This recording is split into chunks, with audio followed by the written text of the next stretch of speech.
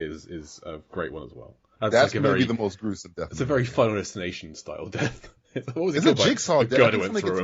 Somebody gets cut with a jigsaw later on in the movie. I think he's killing like random people and like he's in a workshop or something, and he just puts a guy down on a saw. I think the guy's not dead. He's probably just he's in a lot of pain. We like saws him like through his shoulder. And they cut away, and I'm like, what happened to that guy? Is he all right? And I liked the guy being killed by the microwave. There's a lot of fun deaths in this film. Not a good death. The Tommy Lee Jones is probably the more iconic death, but the fight doesn't make any sense. Steven Seagal takes one scratch, literally gets one scratch in that fight. They could have made it a little bit more. The final fight in the second movie, I think, is a little bit better, even though he takes maybe 2 scratches. I think they double it. But he also has the great line, because I don't think he says, after he kills Tommy Lee Jones, does he say anything? Does he have like a catchphrase? Oh, if he does, I don't remember it. He has a catchphrase in the second one because he fights the guy from People on Everett, the guy from he kills him, spoiler alert, and then he says they're fighting in the kitchen of the train, and he kills him, and then his line is, "Nobody beats me in the kitchen." And I was like, hey, Casey Ryback. But they don't think he has a line in Under Siege 1. I think he just kills somebody, shows and walks away. Maybe. I'm trying to scan back and have a look at it, but my DVD is frozen, so I cannot do that. DVD is like, no, that's enough. That's enough. You've watched this enough in this weekend. No more. So one thing I like to do with all these films is compare them to Deep Blue Sea. So I've got a little list of how this film was like Deep Blue Sea. It is more like Deep Blue Sea than Ravenous was last week. You're pleased to know. So the biggest comparison I have is that there's a heroic chef. Yes. Seagal is the preacher of this film. And he starts off separate from the initial action. Just as preacher. Does ignite something? Doesn't LL Cool J use a lighter to blow up a shark or something? He does. In case he uses a microwave to blow up a man? Yeah. Well, it's not even just a lighter. It's the gas from an oven. Oh. So he uses lighter to light the gas from the oven. So it is the gas from a popular enclosed food cooking unit. It's something I didn't even write down, so thank you for that, DJ. Mm-hmm. Obviously, it's out at sea. No one can come and help. There's no escape. There's a wetsuit scene. Casey does get scratched on his back by a hook. We forgot about that part.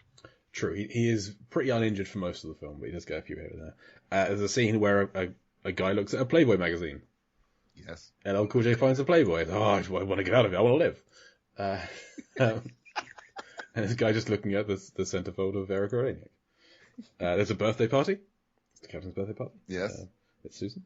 In Deep Blue Sea, a plane arrives at Aquatica, and a helicopter explodes. In this, a helicopter arrives, and a plane explodes. As it turns out, the helicopter also explodes. Both the helicopter and plane explode. Yeah, they both explode. Lots of scenes take place in a kitchen, or a galley, as it turns out. Ryback has a history of... He's a history of a mission where many people died, just like Russell Franklin does, because Seagal was like the only person to survive something in the past. What about what's Thomas Jane's backstory? Wasn't he? He was a criminal, right? He was a smuggler. Smuggler. Okay, damn. Yeah. Okay, I thought he had something like. He went to prison, but he was a smuggler. I'm trying to compare the woman in Deep Blue Sea to Miss July, but I can't find any correlation. You can compare her to Janice, and they're both blonde. Yes, there you go. There's one truly gratuitous shot I've got written down, which is when Susan McAllister gets undressed, and here John Tate is already undressed.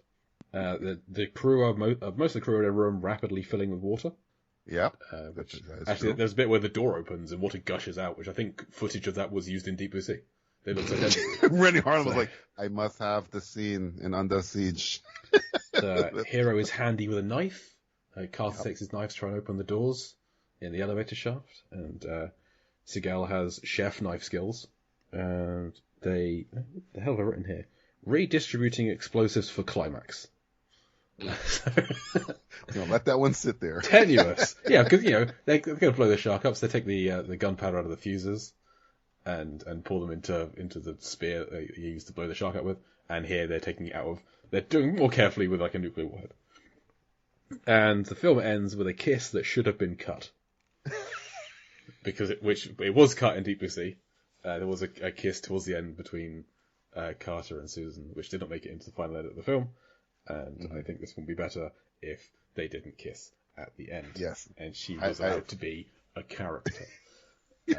Give her some kind of depth whatsoever. Would have been nice, yeah. But hey, there we are. I don't think I'm trying to remember if he says anything to Tommy Lee Jones. He'd be talking to a dead body, but he does it in the second movie where he talks to a dead body. But at least, give him the catchphrase. What would the line be to Tommy Lee Jones after he stabbed him in the head? Yeah, that's too good. Gotta be a little more creative, like, I don't know, bombs away. I guess something would have to do with radar, I think, because he slams his head to a radar. Yeah, or he takes the nuclear key out of his back pocket. I remember. He says, keep the faith. He says, keep the faith. That's the line. Keep the faith? Because he's wearing a crucifix? He's wearing a cross necklace?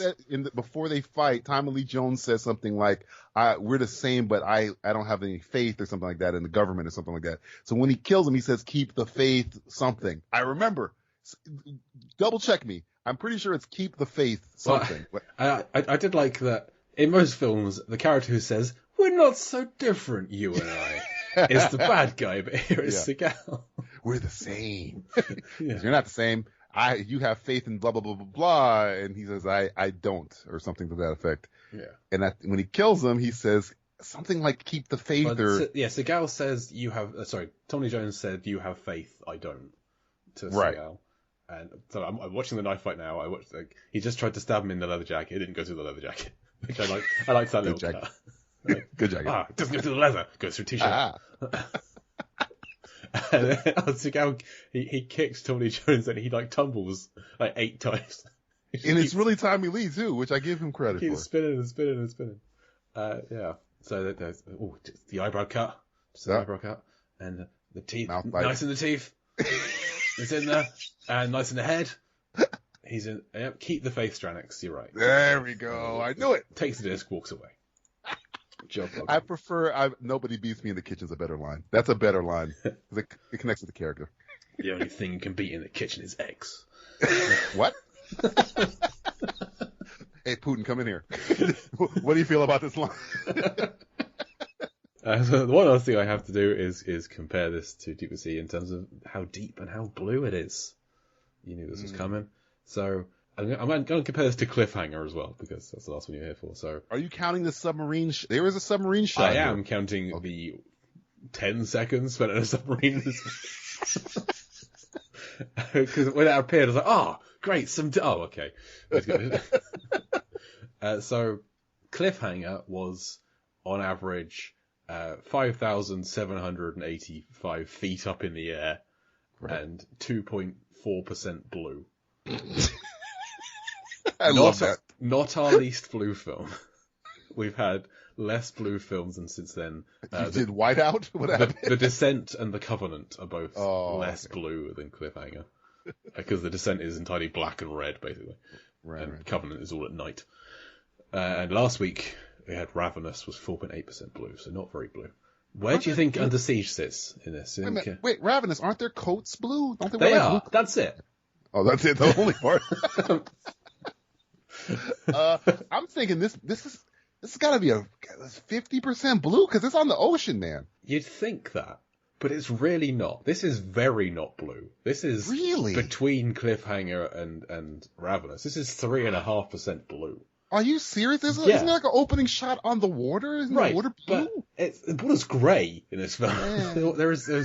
There's like the most blue shots are when they're down in the radar room. There's blue lighting all over the place. Yeah, it's true. But it's so not blue. Miss July's wearing a blue jacket, I think. Not that I noticed. If it is, I need you to watch that scene again. I need you to do extensive research on that scene. And depth wise, I wasn't going to go through the plans of a battleship. I probably end up on some list doing that, working out the depths that they're in at different heights and things. So I kind of averaged it out, and it's mostly above water. It's only the submarine shot that's kind of below water, so it works out about 13 feet above water in the end. So Shark could get you. Yeah. So it's not very deep, even less blue. I'm afraid, DJ. Yes. Cliffhanger still our least deep film. Shocking. Until you do Gravity.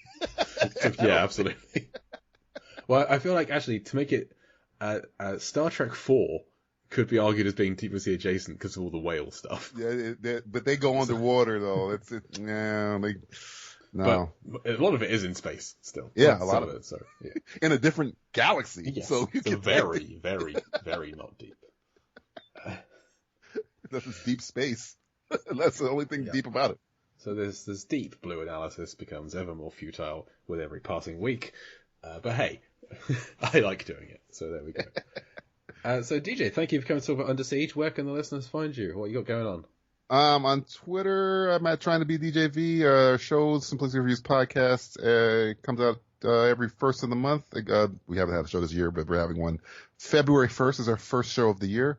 You can check us out on simplistic.reviews. And I think that's it. I think that's it for me. Very nice. Listeners, you can read my writing over at lifeversusfilm.com. Hear me once a month over on the Lambcast hosting Lampardy, our movie trivia version of Jeopardy, which recently your colleague Matt Stewart was on. Yeah, he told me. He was up against a couple of guys from First Time Watchers. Mm-hmm. It's a very fun show that I recorded at a ridiculous time, because I will do anything for podcasting.